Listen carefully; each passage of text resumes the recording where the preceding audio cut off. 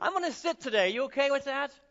You know, last time, a couple of weeks ago, I got really carried away, and I got accused of being a preacher.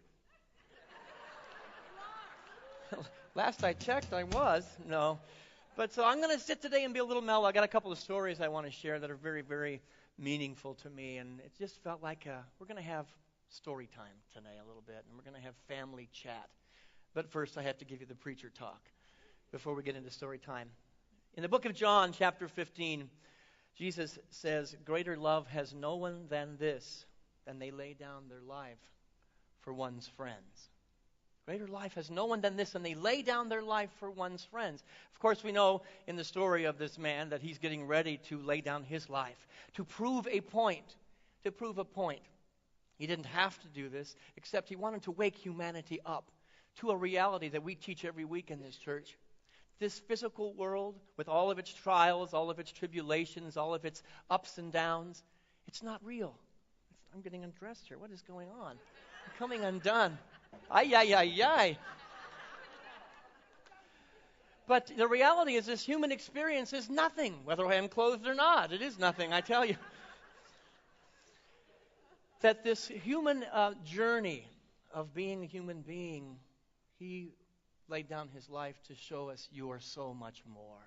You are so much more than that. You are divine, perfect spirit of light, a child of goodness, and that your spirit is untouched by any darkness that may be crossing your path in your human experience. And he laid down his life for a cause, to raise the vibration of humanity. And I believe that he did a wonderful job of that. And it reminded me of other heroes that I have, people who had a message to bring, had a gift to give to the universe, and had the courage and guts to stand up and to proclaim something, and actually lost their life for it. Just like Gabby did today. Courage, courage. And I'm going to stand in front of a group of people I don't know and have the guts to say something that's important to me. We're in the middle of a season for peace and nonviolence. Martin Luther King certainly did that. He laid down his life for humanity to have a better way of being and living and experiencing life. So did Gandhi. So did people like Harvey Milk. So did people like Nelson Mandela and Malala. Now, they didn't necessarily lose their life because they stepped into the line of fire. But they stood for something divine and beautiful at very, very much a risk of personal peril. And I believe if we follow the example of all these heroes, of the master teacher that we follow, we are called to do the same. We're celebrating love this week, Valentine's Day. And romantic love is wonderful. It's a great thing to celebrate. It's a beautiful thing, but love is so much more. I think of, as I reflect upon the sacrifice of heroes, the teachers in school shootings over the last couple of years that said, I will put myself in the way of whatever fire or tornado might be coming to save these children. These are heroes. These are heroes. But you know what? We're all called every day to do, at some level, the same kind of act. To lay down our life, maybe lay down our ego, lay down our own desires, lay down our own vision of what is supposed to be. Maybe even lay down the fact that we are right for a greater good to emerge, for a greater possibility to emerge. This is what Valentine's Day is about. Charles Fillmore, one of the co-founders of Unity, he says that love is the pure essence of being that binds us all together as family. Love is the pure essence of being. And what is the pure essence of being? The source of all life, that which is underlying all humanity, all experiences, and all people. God. It is God. And if you don't like the name word God, then just call it love, because that's what God is. God is love. And that love is the glue that is binding us together. We look different, we think different, we act differently. Yet it is one source and one energy that is in, through, around all of us. And so we truly are one. And this is our job. But as I read that statement, when we are engaged in a process of a loving, kind word, a loving act, of reaching out with kindness and compassion, which is what we are called to do as spiritual seekers, we are actually giving birth. We are giving birth to a greater reality of God, because that's what God is. Every time we use that kind word or do something of a generous nature, we are serving as a midwife for a greater expression of God for all humanity, not just for ourselves, not just for the person you are being kind to, but the vibration is raised. It can be no other way. As it is for the one, it is for the whole. As it is for the whole, it is for the one. We are inextricably linked. And so as the vibration is raised, one small act at a time, one small word at a time, everybody has more love available. Everybody has more God available. Jesus offered in the book of Matthew, chapter 22, some of his greatest teachings about love. Love the Lord your God with all your heart, your soul, and your mind. This is the first and the greatest of the commandments. But the second one is like it.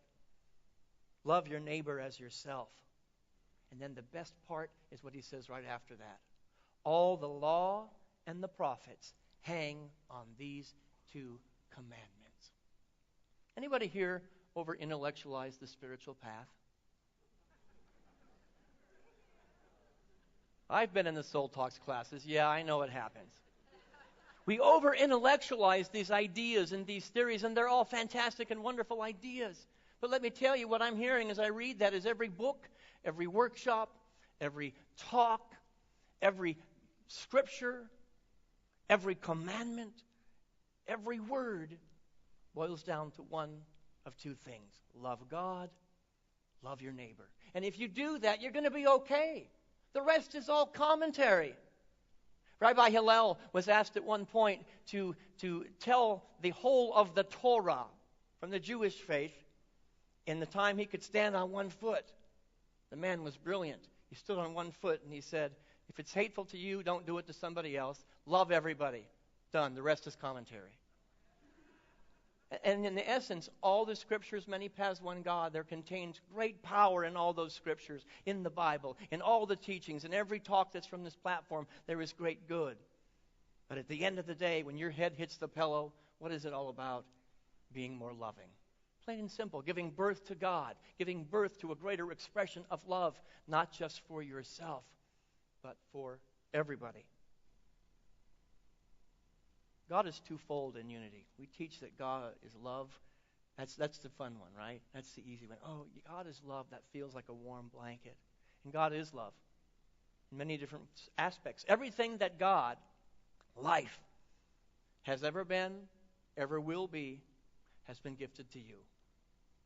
The Father energy of all creation has gifted you everything you could possibly ever dream of. It exists in the mind of God. It's done. It's complete. There's no more God available tomorrow than there is in this now moment. What a loving act that is. What about God as law?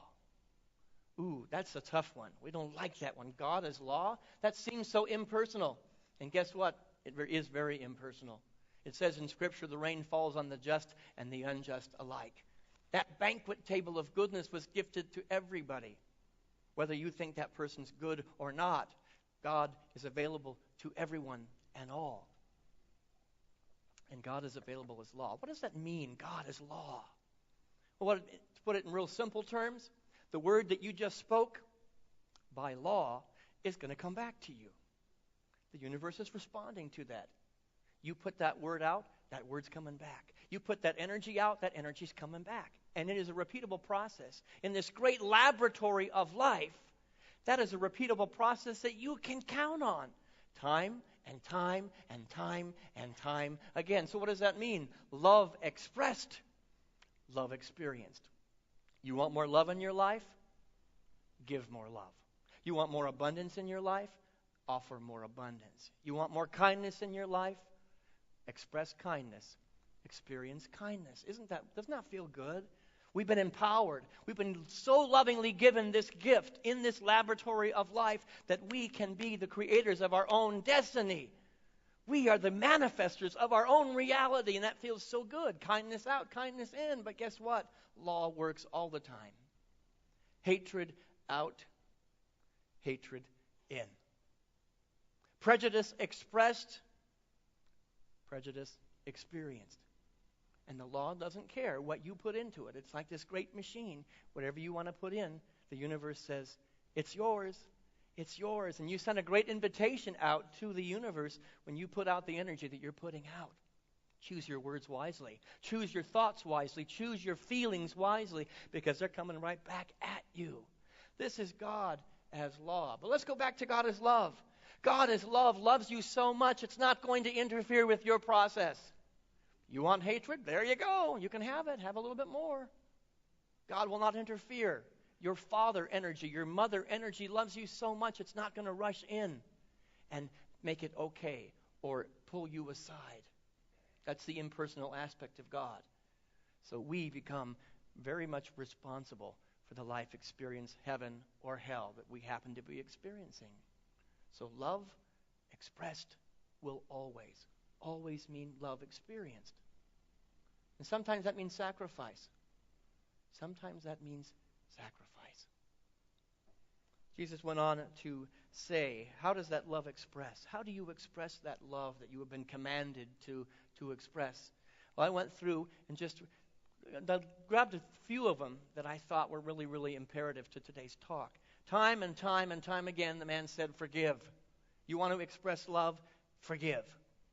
Forgive. Forgiveness expressed, and by universal law, forgiveness experienced. It's the law of God. Greater love has no one, and they lay down their life to forgive another. What else did he say? Make peace with your adversaries. Oh, I hate that one sometimes. Make peace with your adversaries. Making peace expressed, making peace experienced. Plain and simple. He told us to love our enemies.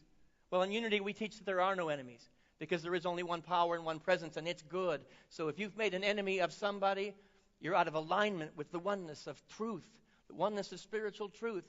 So go make peace. Go make peace. Be the first one to take the step back.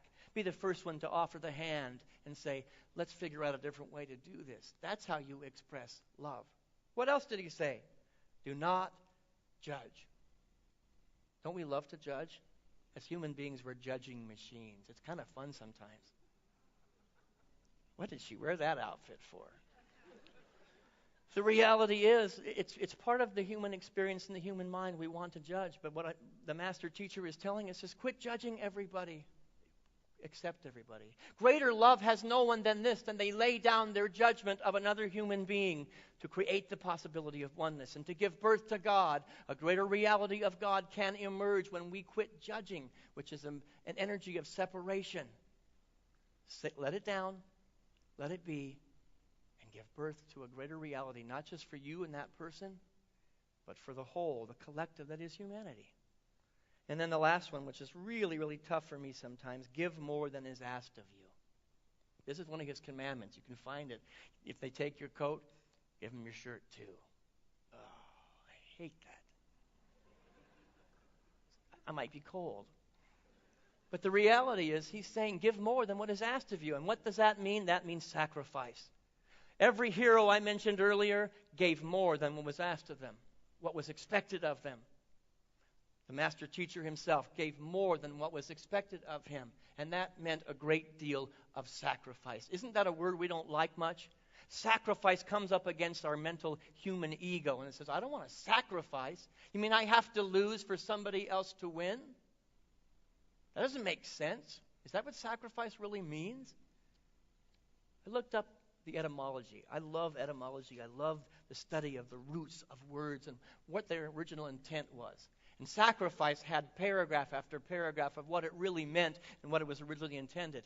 I took and deciphered all those words and came up with my definition I want to offer you today. Sacrifice is a sacred, holy, or consecrated act to create, construct, or produce something for a higher purpose than self. Little s, self. A sacred and consecrated act to create and produce something for a higher purpose than myself. It is using myself as a sacred vessel. And that was the real root of the etymology of sacrifice. Sacred vessel. Using this gift of my life to be a sacred vessel to give birth to a greater reality. To bring forth something more loving, more beautiful, more holy, more sacred, more peaceful, more joyous for the whole. And so sacrifice, if you look at it through this lens, through the eyes of love, it's not giving up anything. I'm not giving up anything so you can win. I'm not losing so you can win. I am giving up a negative belief system. I am giving up a way of doing my human life so that we all can benefit from a greater vibration, that we all can benefit from a greater reality and possibility made manifest in our human experience. The sacrifice is not about giving up. It is about receiving a greater love, a greater God. Through sacrifice, the whole of creation is lifted. Through loving and unselfish gestures, working with the law of God, sacrifice out. It means love out, love experienced. We're one step closer to the heaven and the peace on earth we talk about. One step at a time, one hero at a time, one kind word at a time. I want to share 2 stories with you. Both stories have something to do with baseball, and that's no accident. Anybody who plays baseball knows that in the game of baseball, sacrifice is the only way you win the game. It's a huge part. Sacrifice flies, sacrifice bunts. I'm going to be out so that somebody else can advance. I'm going to be out at first base, or I'm going to hit something, a fly ball, so that somebody else can run home. And together, because of my sacrifice, we're winning the game to a greater degree. The first story I'm going to share is one you've probably heard before. Wayne Dyer shares it. It's a true story. And every time I read it, and I've read it many times, I get emotional. Because it doesn't mean necessarily laying down your life, but it means laying down life as I had envisioned it, or as I wanted it to be. It's the greatest act of bringing that reality of God into experience. And then the second story I'll share will be a little more personal in nature. At a fundraising dinner for a school that caters to learning disabled children, the father of a child named Shea delivered a speech that would never, ever be forgotten. After extolling the school and the staff, he cried out, "Where is the perfection in my son? Everything God does is done with perfection. But my child cannot do what other children do. My child can't learn like other children learn. Where is God's perfection?" The audience was completely shocked and dismayed at the father's anguish. I believe the father answered that when God brings a child like Shia into the world, the perfection is in the way that people react to him. He then told the following story. One afternoon, Shea and his father walked past a park where some boys that Shea knew were playing baseball. And Shea asked, "Do you think they will let me play?" Shea's father knew that his son was not the least bit athletic and a bit awkward, and that most boys would not want him on their team. But Shea's father understood that if his son was actually allowed to play, it would give him such a beautiful sense of belonging, a sense of being connected. He approached one of the boys and he asked if Shea could play, and the boy looked around for guidance. Getting none, he took matters into his own hands, and he said, "We're losing by 6 runs. The game is in the 8th inning. I guess he can be on our team, and we'll try to get him up to bat in the 9th inning." Shea's father was ecstatic.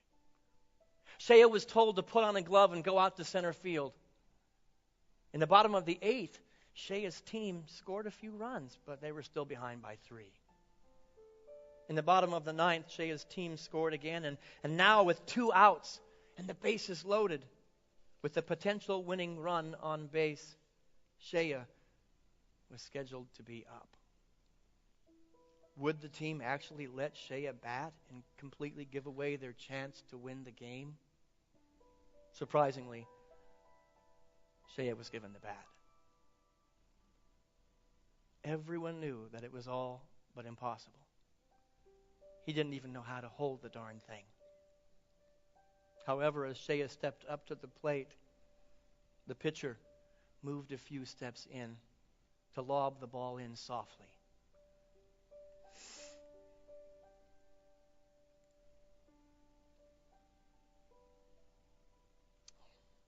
so that Shea would be at least able to make contact. To make contact. The first pitch came, and Shea swung clumsily and completely missed the ball. Not even close. One of Shea's teammates then came running up behind him and wrapped his arms around him, and they held the bat together. The pitcher again took a few steps forward to toss the ball softly, and Shea and his teammate swung the bat together, and they hit a slow ground ball right back at the pitcher. The pitcher could have easily picked up the grounder and thrown it to first base, and it would have ended the game. Instead, the pitcher thought for a minute, and he threw that ball with all his might on a high arc far out into right field, far beyond the reach of any first baseman. Everyone started yelling, "Shea, run to first! Run to first, Shea!" Never in his life had Shea run to first. He scampered wide-eyed down the baseline. And by the time he reached first base, the right fielder had the ball. And the right fielder could have easily taken that ball and thrown it to the second baseman, who would have tagged Shea out. End of game. But he caught on. He caught on to a greater energy, a greater love. And he understood the pitcher's intentions, and he hauled back and threw that ball as far as he could over the third baseman's head. And everyone yelled, "Run to second, Shea! Run to second, Shea!" Shea ran towards second base as the runners ahead of him deliriously circled the bases towards home. As Shea reached second base, the shortstop ran over to him, turned his shoulders in the direction of third, and said, "Run to third, Shea. Run to third."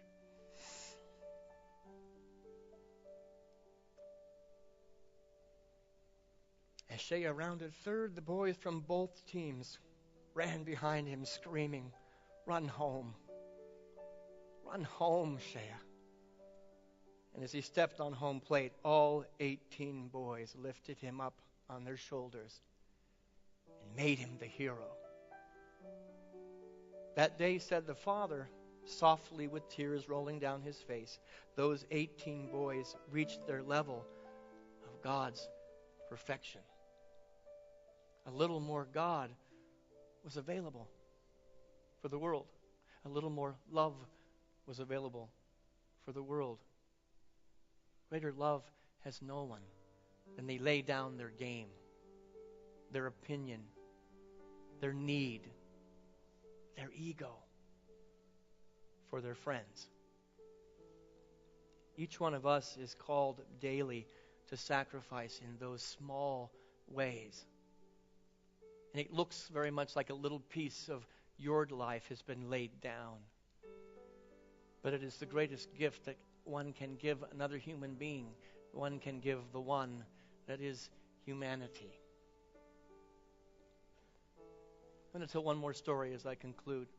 Many of you know that I don't have any biological children. That my wife and I, we decided we were going to raise foster children. And we had hundreds and hundreds of foster kids through our home. Kids that could not be taken care of by their biological parents for one reason or another. 3 of those children we adopted. And one of them was named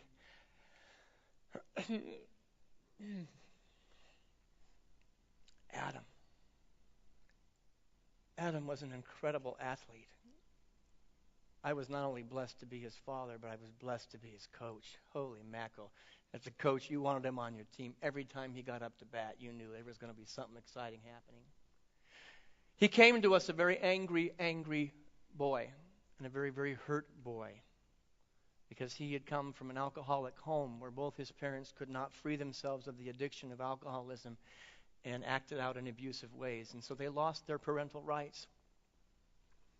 The minute that boy came up for adoption, Susie and I were like, this is it. This is our calling. This is what we're supposed to do.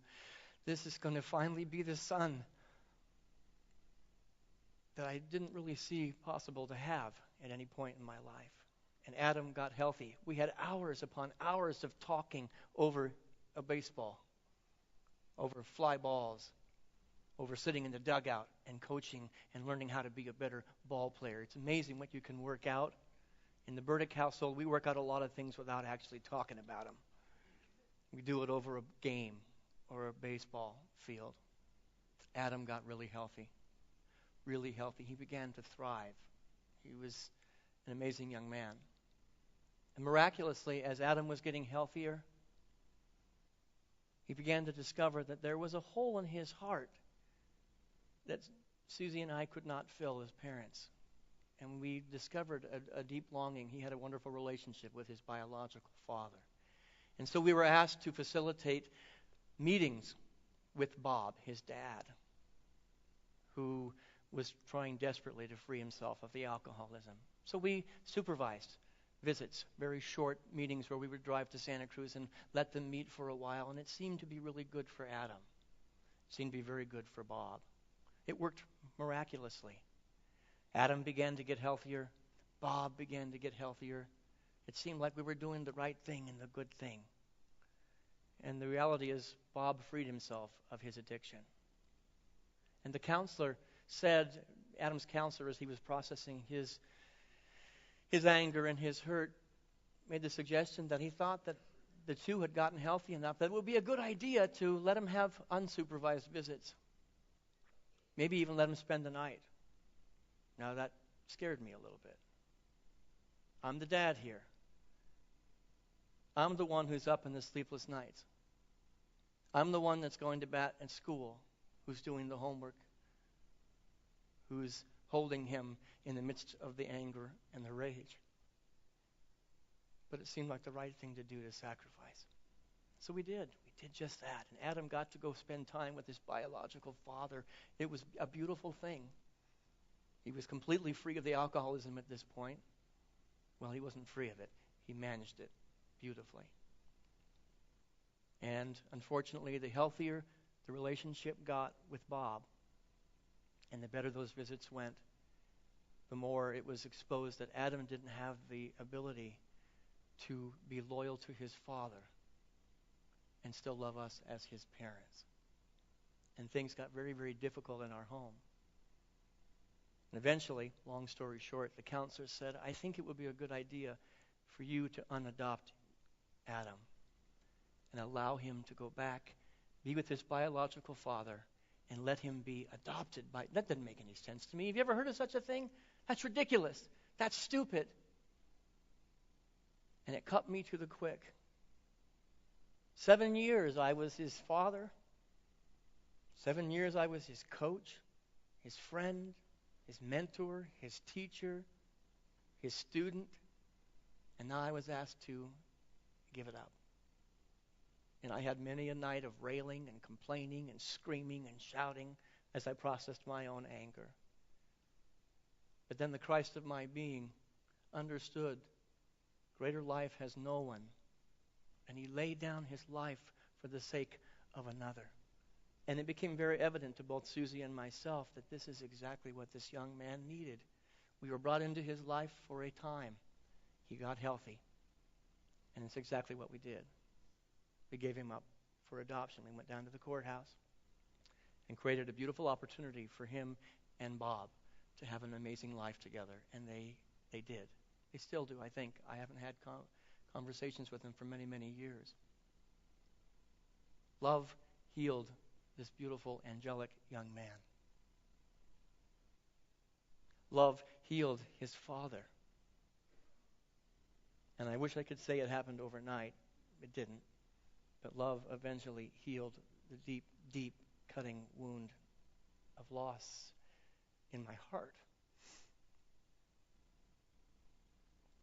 We are called to do the same, and sacrifice is the way that we create the peace on earth that we sing about many times here. Sacrifice is going to be the way that we prove the principles of humanity coming together as one.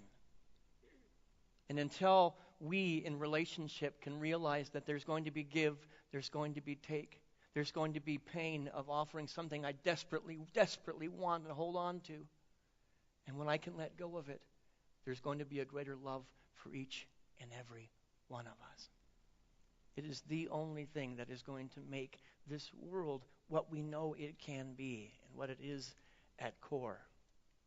All the law, all the prophets hang on this. All the teachings hang on this. All the intellectualizing hangs on this. I will be a conduit for a greater love. And looking through the eyes of love, will find the strength and the courage to sacrifice what is mine to sacrifice and receive what is mine to receive. And so there will be times where I have to yell and scream, Shea, run home. Adam,